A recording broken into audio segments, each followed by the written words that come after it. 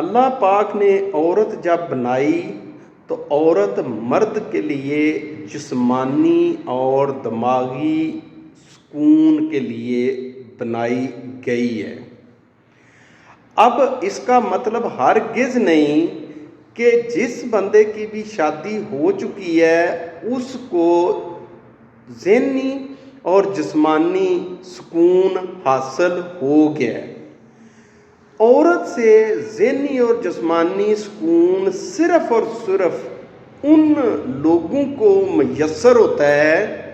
جو اپنی بیوی کی قدر کرتے ہیں، اس کو اپنی زندگی کا بہترین دوست، خیر خواہ اور گھر کے اندر ان کی مرضی دونوں کی جب تک نہ ہو فیصلے نہیں ہوتے، تو ایسی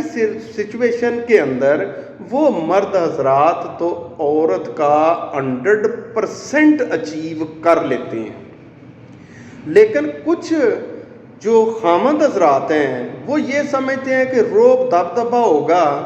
تو بیوی کو جتنا دبا کے رکھا جائے، جتنی گالیاں دی جائیں، جتنا اس کے ساتھ رف ایٹیچیوڈ رکھا جائے گا، اتنا زیادہ جو ہے نا کامیاب مرد کہلائیں گے۔ تو یاد رکھیے گا کہ وہ مرد عورت کا 5% بھی حاصل نہیں کر پاتے۔